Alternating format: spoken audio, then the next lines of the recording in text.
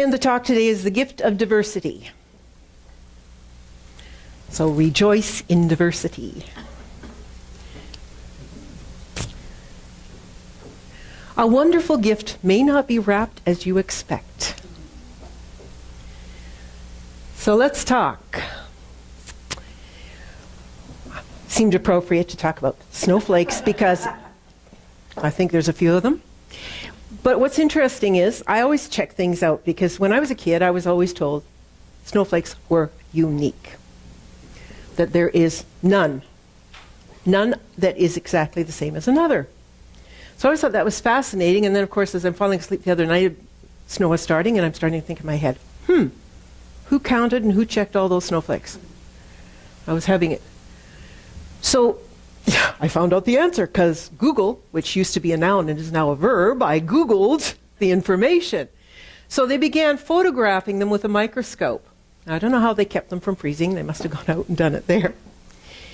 And then in 1988, Nancy Knight found out there were 2 identical snowflakes. Just blew everything. So Friedrich Nietzsche said, "At bottom, every man knows well enough that he is a unique being. And by no extraordinary chance will such a marvelously picturesque piece of diversity in unity as he is ever be put together for a second time." So we have diversity in many ways. Culturally, countries, languages, families, genders.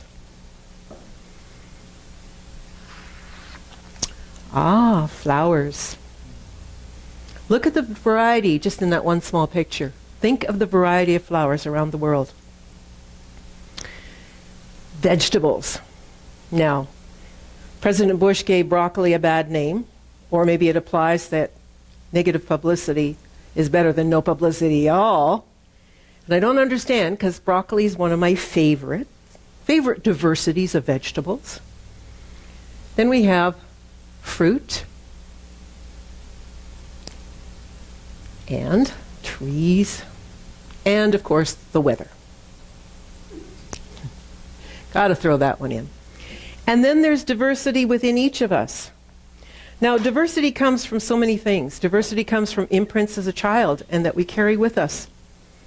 So there's a story about a newlywed, and the wife is in the kitchen cooking, and the husband is sitting there adoringly. And she takes the ham out, and she cuts the end off and puts it in the pan and puts it in the oven. And he said, "Why'd you do that?"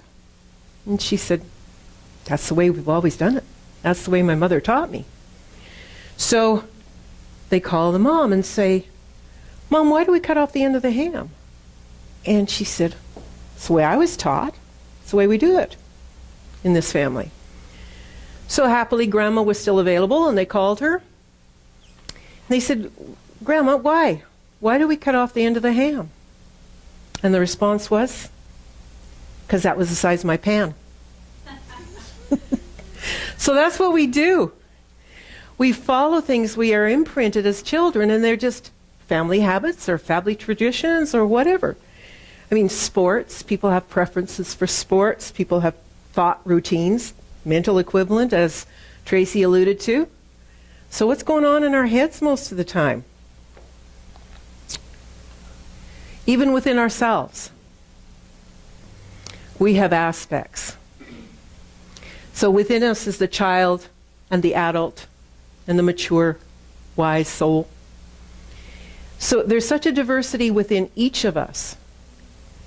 And it's a celebration because there is a commonality that says every one of us is amazing.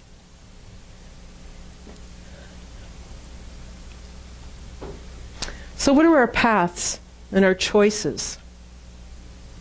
Did we follow a path set for us? Or was it a path we chose ourselves? Cynthia was just telling me about taking her little grandchildren out for Halloween.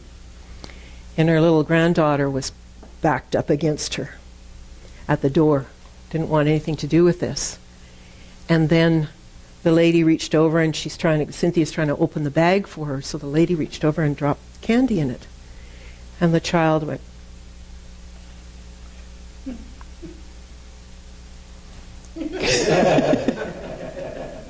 That's how quickly we learn. I mean, think about what went through that whole process, that little girl.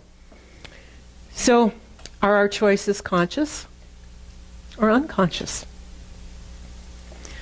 Now, here's an illustration of how our brain tends to work. So we have these cogs. Now, some of them, one of the green ones is my broccoli cog, of course. But we tend to do repetitive things. It's just familiar. And the cogs interlock as we go along, and it becomes, like the newlyweds, habitual. That's the way the ham is prepared. Did we ever ask why? So, if you could see what it would take to get where you are just now, would you have taken this road 10 years ago? It's just a matter of, was it conscious? It doesn't matter, because you are where you are. This is the only reality right now. This is where the power is in the very present moment. So these cogs are going on constantly. So one of them might have been traditions with grandparents that were passed on. Some of them are limiting ideas that picked up somewhere along the line.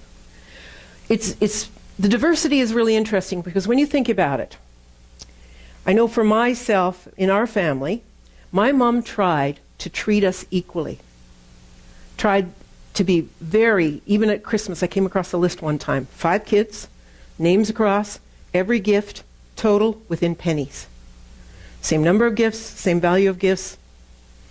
But the interesting thing is, we seem to come into this life, this physical form, with different ideas. So for one of us, it could be that if it was a real deal, like if you got a sale price on an item, whoa, that's good. Like I have a brother that likes to negotiate. Or another one might think if you double the price, it has more value. And we all know the price is not the determining quality. It's the intention of the gifter. So we have so many unusual and diverse ways of picking up information. And a lot of it is unconscious. And oftentimes we don't question. It's just like the cogs, carrying on. So we oftentimes have a prejudice, a judgment. And you know what's the most challenging thing? Most often our judgments are about ourselves. We tend to be far more accepting of others than we are of ourselves. Partly because we're inside the head with the cogs going on, and so we know, or think we know. So prejudice of any kind indicates that we're identified with the thinking mind. It means you don't see the other human being anymore, but only your own concept of that human being.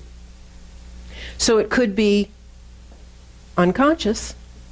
It could be that there was a neighbor when you were a kid that had a certain shape, size, color, whatever, gender, that had some sort of a story in the family. And so every time you meet somebody matching that, you just respond in the same old, same old. So when you're talking about the mental equivalent, as long as you see what's going on, as long as you begin to question, not from the place of judgment, but from the place of, is this serve me? Is this right for me? So to reduce the aliveness of another human being is a concept of violence. We transcend thought in order to leave that behind, to release those restrictions, those limitations, those old ideas. And it doesn't mean not to think anymore, but simply not to be completely identified with thought or possessed by thought. Possessed. Anyone ever laying in bed at night and the mind is just those little gears are running and running and running? I don't know why we never have to oil those things. Must have come from my dad. He was an engineer. So a lot of what we do, a lot of our prejudice is because we're seeing something that appears to be different. So ideally, we want to look beyond. What if we were unable to see differences? What if we had sound and touch only? If it weren't for sight, the voices of things we could hear. What if we all wore blinders? Actually, we do. Those old ideas, those habits. It's our perceptions. It's not about others. So how do you like this?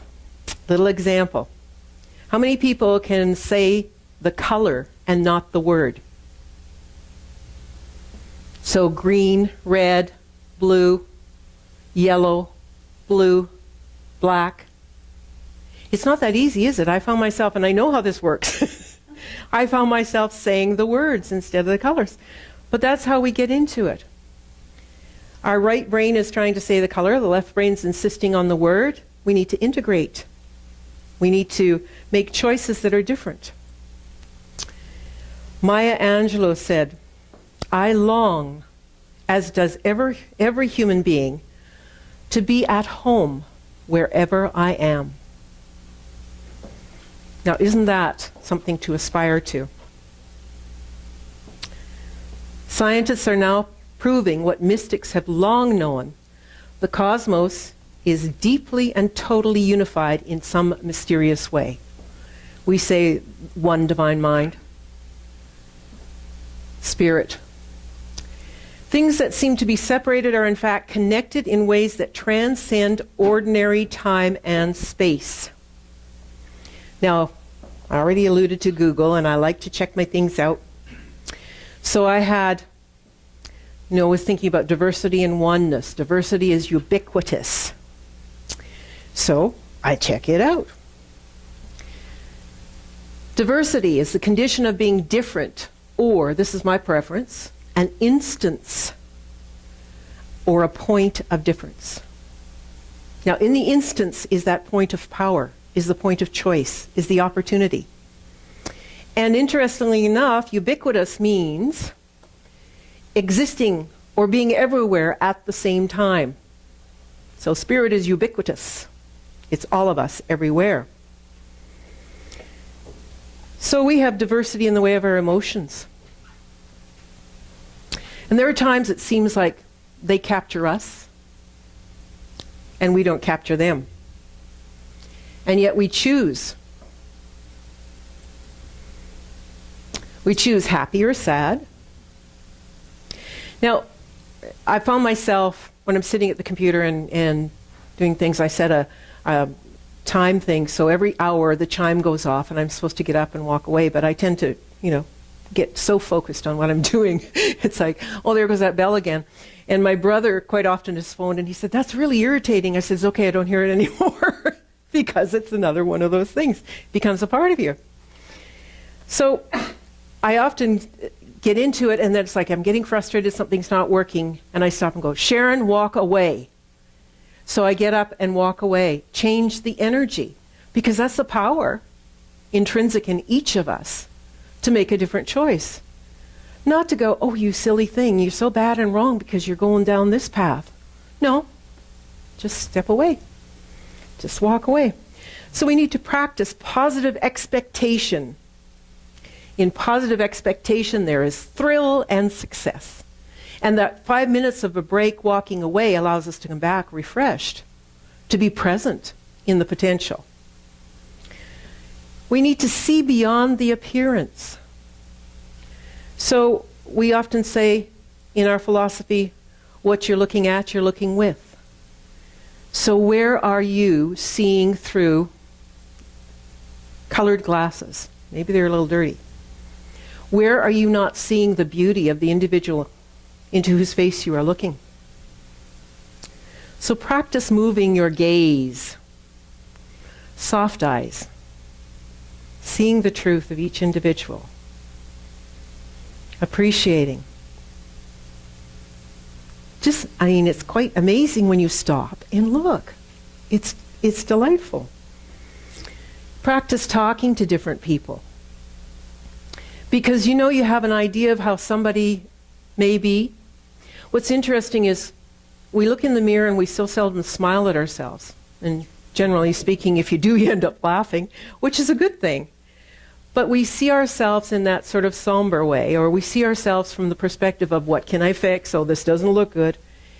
But when we smile, there's a conversation that goes on in an instant that says, I acknowledge you. I recognize you.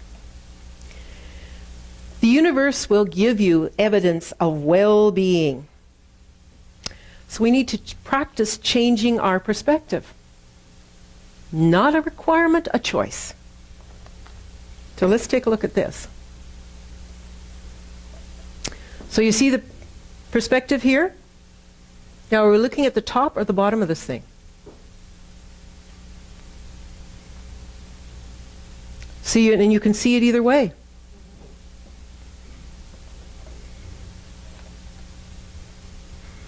Has anybody seen this one before? Okay, so everybody can see the girl, the young girl, and the older woman. See, there's the perception. See how quickly you can change that? Everybody got it? Okay. So this is the older woman, and this is her nose, and then this is the chin of the younger woman and the hair. There's an eye, ear. Get it? Okay. Takes a minute. So we need to live in the mystery, become at ease with the state of not knowing. Takes you beyond the mind, takes you beyond those silly little gears that keep going around, because the mind is always trying to conclude and interpret. It's like a computer. Information comes in, calculate. And we have a fear of not knowing because we attribute that to being safe in some way. So when you can be at ease with not knowing, you've already gone beyond those cogs, those gears. You need to be in the present moment, here now. Even as we're sitting here having the conversation, and it is a conversation because it takes, otherwise I'd be talking to myself. Somebody hearing it, somebody thinking thoughts, it's a whole process. And there's really only one of us here, obviously. But it's confusing sometimes, isn't it? It's an optical illusion because it looks like everybody's separate. There's that energy exchange happening all the time. So in the present moment, we have the power, the point of power. So curiosity is a key piece. What's going on here? Not assuming you know what's happening. Question. Question yourself. Question others. As Ernest Holmes said, be open at the top. And then somebody else said, but not so open, everything falls in. And practice conscious or active listening. How often do we have a conversation and we're thinking now what my response is going to be, and we're waiting to jump in as opposed to hearing what the other individual is saying, completing the process, following the energy of exchange. So, 2 quotes. Troward. Everybody knows Troward? If you've taken the Science of Mind classes, Troward was Judge Troward, who influenced Ernest Holmes. Very amazing thought process this man has. The presence has both intelligence and volition. We touch the face of God when we reach that indescribable reciprocity of feeling by which we instinctually recognize something in another, making it akin to ourselves. So we see what is common between us.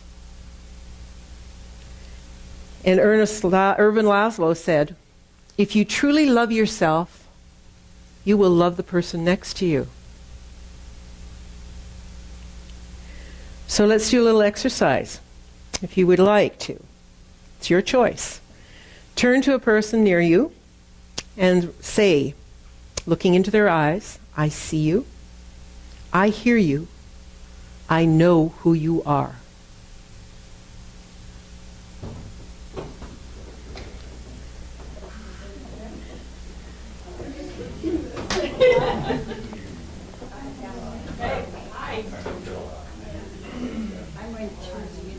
Okay. I see you. I know you. I love who you are. Thank you. I see you. I hear you. I know who you are.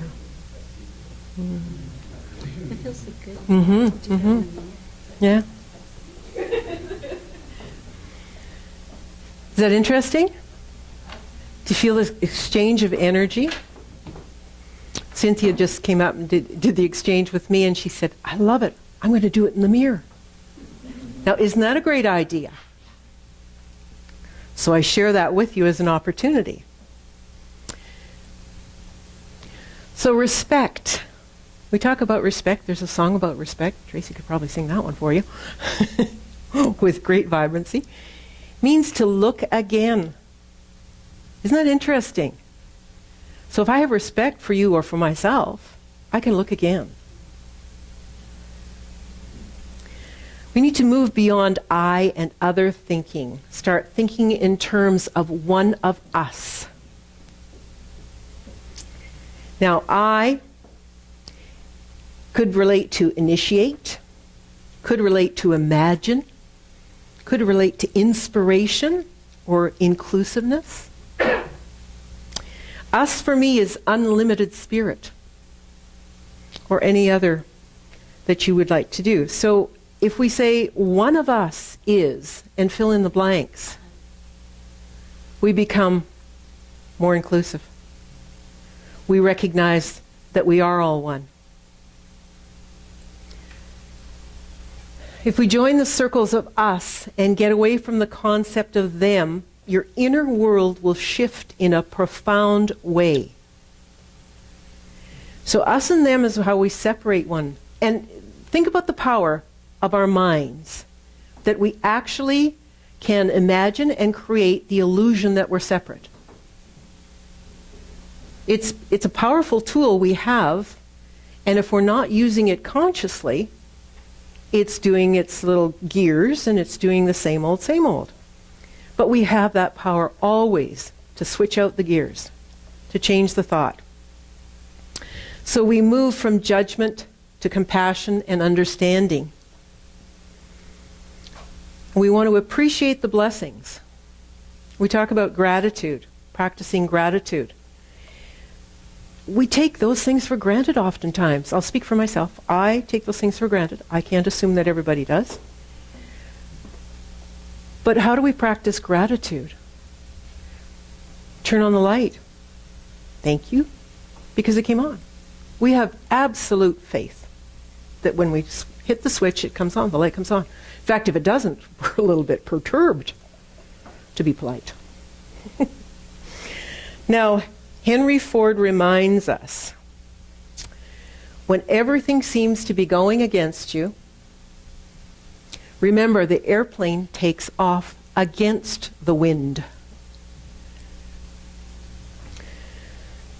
And Raymond Charles Barker, one of our original teachers, he knew Ernest Holmes, well known. Excellent, excellent books. Power of Decision was one of his. What you decide with the conscious mind, you produce with the subconscious mind. When you do not decide an issue with the conscious mind, your subconscious takes the best material that was left over from your previous decisions and produces. So there, that goes back to the cogs, the repetitive cogs, repeating the same old, same old. Now, Archbishop Desmond Tutu said this: I dream of a new world and a new humanity, a humanity that expresses Ubuntu. I am because we are. We are all one. I encourage you to remember the magic of who you are, to live as your highest potential, and to see the potential in others, to celebrate the wonder of our diversity, and most importantly, to go and be who you are. This is our common legacy. And we would say we are the one, the divine. So, if all are created approximating the divine in creation, then we can see the divine in nature and one another. Now, I will practice seeing the divine everywhere, in everything. You fill in your own. If our journey is to learn how each is created equally divine, we can look for the divine in our essence, not behavior. Remember, a mistake or a sin is just that. We call it a sin and it sounds so heavy. It's just a mistake. Change it. Do it differently. So now, I will recognize the divine within my essence. If we are to learn how to express the divine in our actions, then we can practice divine care in our expressions and our behavior. I will commit to being the wholeness of myself, to letting go of any old ideas. And if we accept the same story of who we are and why we are here, then we get on with taking good care of all to survive and thrive. I will participate joyously.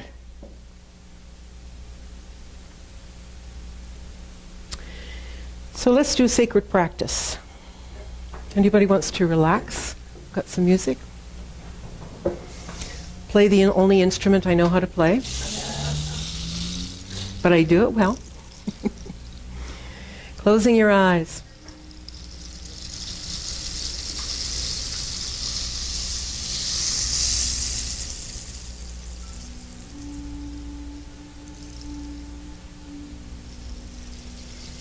Exhaling deeply.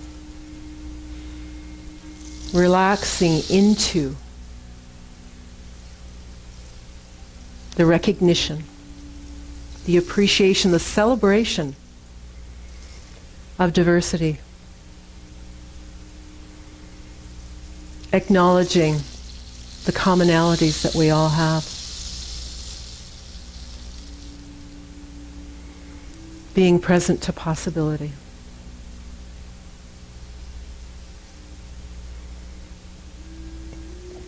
And let's create our own PowerPoint presentation.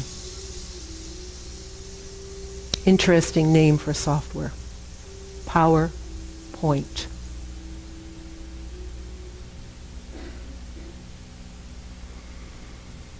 So see the blank screen.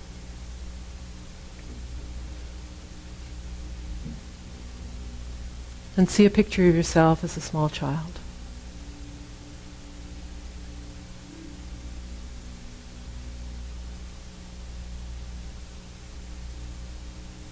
And see the opportunities for the expression of the divine as you.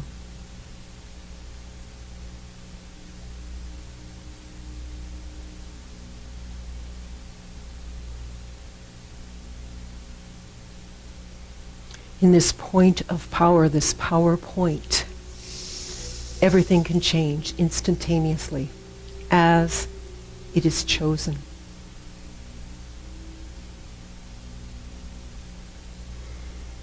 The child becomes a teenager.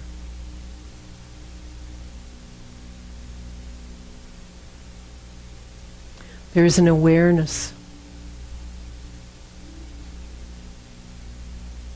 a recognition of the essence of the divine that is expressing.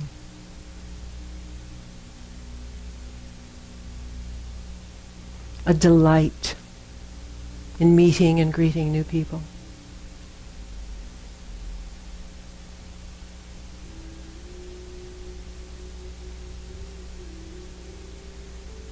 And see a path, or several.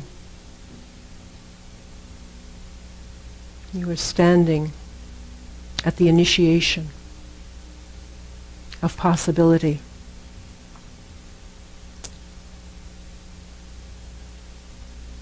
In the present moment of choice, in the powerful opportunity to consciously choose.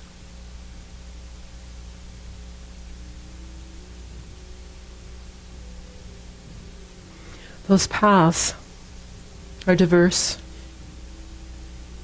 and yet one calls to you.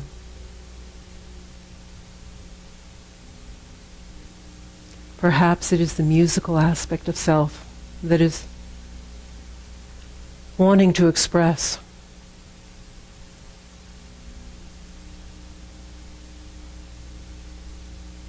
The dancer who just wants to move the feet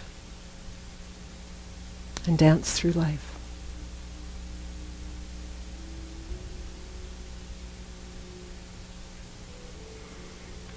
The facilitator, the practitioner. There are as many possibilities, infinite potential.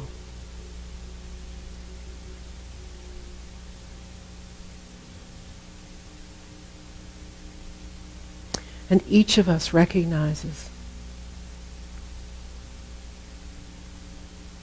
the essence of who we are, the power of who we are.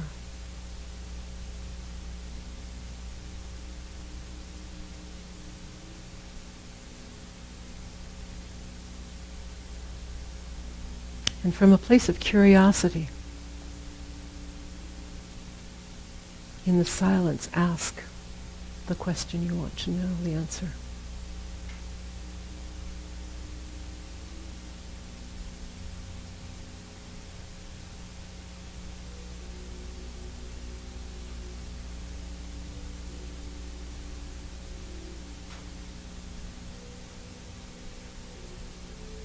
And the universe responds and rushes to deliver.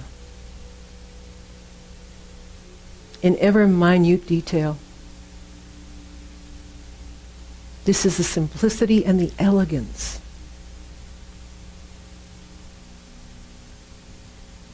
for all it requires is receptivity.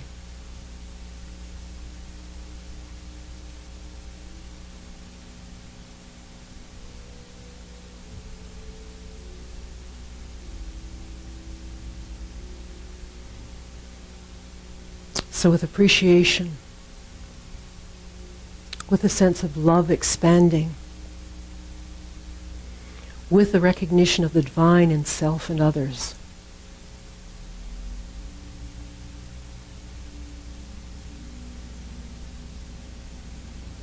become aware of the music,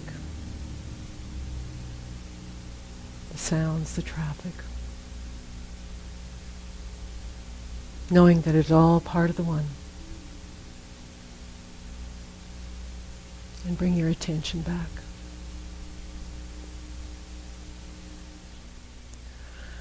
So diversity is everywhere present in most of the snowflakes. At least I know there's two that is an exception. Diversity is the oneness. It's the balance.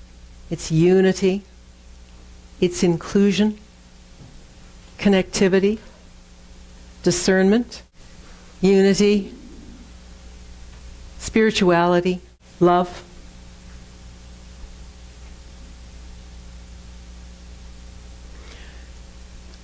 And if we see this week diversity from a point of delight, appreciation, as opposed to difference, from inclusion, from the opportunity to recognize and appreciate that what that diversity is, what that expression is showing us who we are. Forgiveness, oneness, inclusion, many, balance, spirituality, unity, creativity, and connectivity, perception. Okay, I went too far. So my challenge to you, the choice you may choose to make, is to have that top of mind, that diversity, and the appreciation throughout the next week. Only if you choose, because it's all by choice. And so it is.